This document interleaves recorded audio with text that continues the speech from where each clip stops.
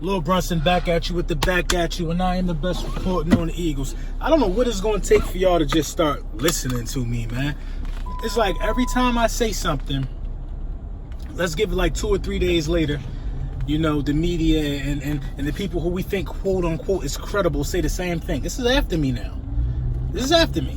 So, PFF, you know, a lot of people don't like the way PFF do things, including myself, but they've been on the money.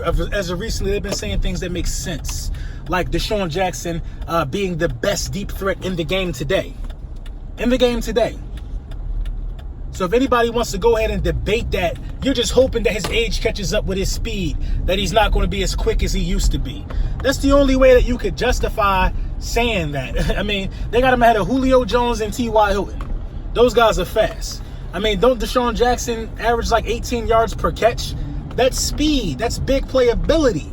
Big playability. Basically, you're getting almost a quarter of the field every time you catch a ball with Desean Jackson. And that's the type of playmaking that we need, man. And I know you guys might have seen those clips of Desean Jackson, you know, schooling these cornerbacks in red zone situations. It was a clip. I couldn't find the clip. I saw it earlier, but I couldn't find it on a platform to where I could take it and post it in the beginning of this video. But you did see in the beginning of this video is Malcolm Jenkins is working out. I don't know what that means. When players hold out, they have to work out. You know, they have to videotape themselves working out nowadays to show that they're still being busy. They're just not sitting around, that they're still putting in the work, and they're still taking their job and their craft seriously. They just feel like they are underpaid or underutilized or just don't want to be a part of a team. That's the main reason why a lot of these guys hold out nowadays. Now, the Eagles did something really interesting today. What's his name? Trey Easton, a safety who recently played with Buffalo. You know, they signed him. You know, the guy, the Jonathan guy, I don't think he played all last year. The other safety we were talking about in the video prior to this, he was just coming in for a workout. They end up signing this guy. This guy is only like 25 years old. He shows promise, obviously, in the eyes of, you know, the coaching staff, and I guess his game tape and his film tape impressed enough to just go ahead and sign him. I don't think, it's looking like, in my opinion, I hope I'm wrong, it's looking like that they are not prepared to budge on what Malcolm Jenkins wants. They just looking like they're not prepared to budge on what Malcolm Jenkins wants. And you know, you got to respect that, because this is a business. He was already paid. It's not like it's the final year of his contract. He's still got another year left. They probably had a long-term plan to take care of Malcolm Jenkins after this season. But, you know, I guess it's his money and he won it now. You know what I mean? But, hey, it is what it is with that. On to some more positive news, man. Dallas Goedert is looking really, really well out of OTAs. He's out there catching freakish one-handed catches. OTAs is just, I'm getting a lot of good positive feedback from the things I'm seeing from OTAs. Like Ronald Darby sprinting at 22 miles an hour. He also hopes to start day one. You got Clement also doing some sprints. Mac Hollins, man, a lot of people like Mac Hollins. I'm one of those guys, but he can't stay healthy. Mac Hollins ripping and running around right now doing some drills. So guys are getting healthy, man. I think guys are getting ready for game shape. I think Ronald Darby will be ready for week 1, man. I'm not going to sit here and say he's 100%. I think at Ronald Darby's healthiest, he's sprinting at 23 miles per hour. Now he's sprinting at 22, so he's not off track at all. He's not on track at all. And I think that extra 1 mile per hour just could be a little rust. Now, let's talk about some running back room. They say you got Wendell Smallwood, Donnell Pumphrey, and Boston Scott all fighting and jockeying for position for that last running back spot on the roster, which primarily will be in a Darren Sproles type role. So already we know who the running backs are that's going to make the roster. You got Jordan Howard, you got Corey Clement, and you got Miles Sanders. That's going to be a three-headed monster, and we're looking for that fourth guy who can kind of be that monster if it breaks down, or he could be one of those shifty guys if all else fails. Now I know I feel like I'm beating a dead horse, but I gotta keep preaching it. Depth.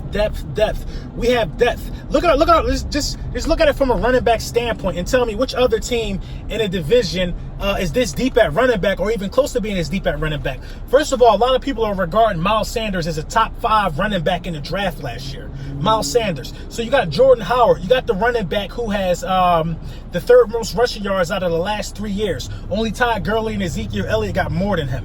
You know what I'm saying? You got that guy. Then you got Clement. You know what I mean? Then you got Miles Sanders, a top 5 running back out of the draft who slid down, obviously. Then for your 4th guy, you got Boston Scott, who can return punts and all that. You got Wendell Smallwood, who I loved, and I've seen a lot out of Wendell Smallwood. I just think Wendell Smallwood is a bit too small. He ran really hard in the playoffs for us. I don't see why Wendell Smallwood wouldn't beat both of those guys out, but they like a lot out of Boston Scott, man. Boston Scott came in and gave us some good minutes too, but we're deep at running back. The Washington Redskins would be in 2nd place in that position, in my opinion, because the Washington Redskins, they got Darius Geis, they got AP.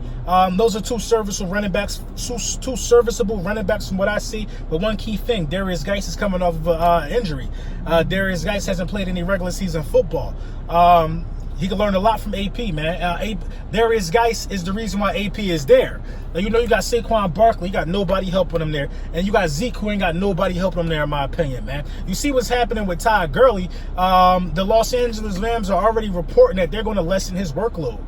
They're going to lessen his workload because his knee issues. His body is breaking down. It's so much on him, and it's only a matter of time. Yeah, let's be real, man. Let's be real. This is why the lifespan of the running back is so short. This is why they rather draft running backs instead of pay running backs this big money. Now, they pay Gurley his money, automatically start breaking down. It's only a matter of time before Zeke starts to break down. I'm sorry, man. They put a lot of pressure on Zeke, and they put a lot of pressure on Saquon. Saquon don't got no passing game. They're going to lean on Saquon way too much, man. But I think Saquon is young enough to weather it now, but they're going to have to get Saquon some help.